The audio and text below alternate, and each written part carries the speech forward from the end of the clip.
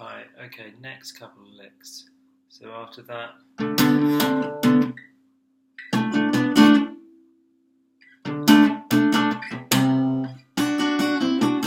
okay, so we got this bit.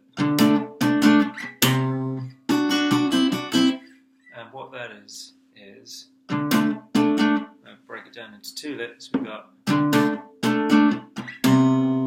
oops.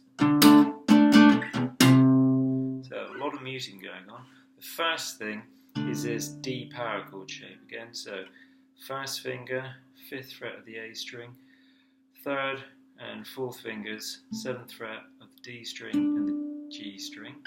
And you've got, so what you're doing is you're alternating between the first finger, the note played by the first finger, and the notes played by the 3rd and 4th finger. So you got, in terms of fingers, 1st, 3rd and 4th, 3rd and 4th.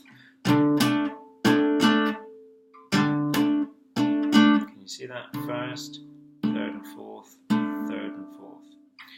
And what you're doing is upstroke on the first, on the note, on the A string that the first finger is playing, then downstroke,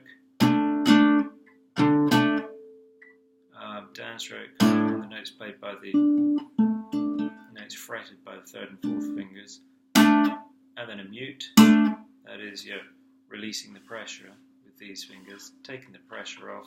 They're still touching the string, so muted though. So pressure on, you get notes. Pressure off, muted. So you got.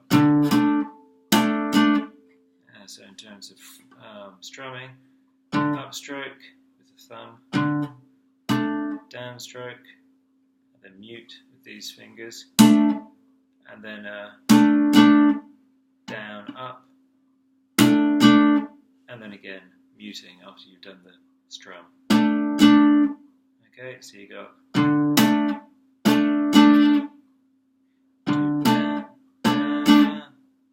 and then you got what you might call a ghost stroke, or just a muted strum.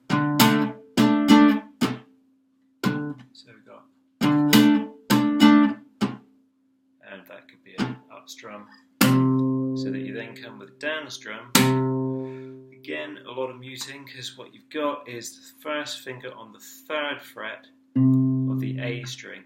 Everything else is muted. I'm muting the low E with my thumb, maybe even with the tip of this finger as well, but the thumb's got it. And then the underside of my first finger is muting strings 4, 3, 2, 1. Yeah, all that muted. So even though, as you can see, my strumming hand, I am trying to aim for the A string, but everything else is muted. So I'm just getting that note. So far we've got this. Okay, then we've got this. And that is, again, this double stop idea, that is, playing 2 notes at a time, basically. And same thing that we were doing here in terms of technique. Yeah. But we're doing it on the G and B strings, on the 7th fret, and on the 5th fret. So 3rd and 4th fingers are doing the 7th fret, and first finger is barring 2 strings, as it has been doing, but this is on the 5th fret of the G and B strings. So you got this. Down, up, down, up, down, up. Down, up, down, up, down, up.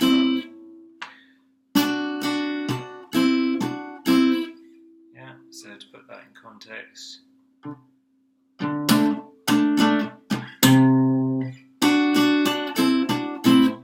Yeah, so.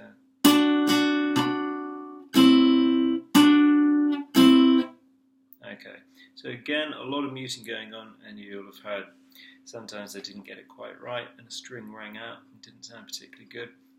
But what you're aiming for is this top E string to be muted by the underside of the first finger, and I've got the tip of my first finger that's definitely touching that D string to mute it, and then I'm hoping my thumb is not only muting the 6th string but also kind of getting the 5th string as well, so that even though I'm strumming, I'm trying to be accurate with the strum, but even if I do hit other strings, hopefully the only thing that's going to ring out is these two, the G and the B strings.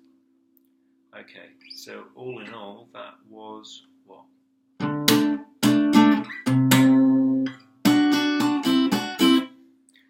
probably notice each time I play it, it is very slightly different. And you will find that most players are like that. Keith Richards certainly was. Jimi Hendrix, another one. Whenever they played something, each time they played it, they wouldn't do an exact replica of what they did before. Probably nobody does, but some people, like Steve Vai, for example, they aim for that, to do exactly what they did the last time. But players like Hendrix and Keith Richards, they didn't. They kind of played it differently each time, or particularly Hendrix, actually. Okay, so those are those. You call those 2 licks. That one, which is based around that D power chord shape, and then that's the first finger on the 3rd fret, A string, then that double stop thing,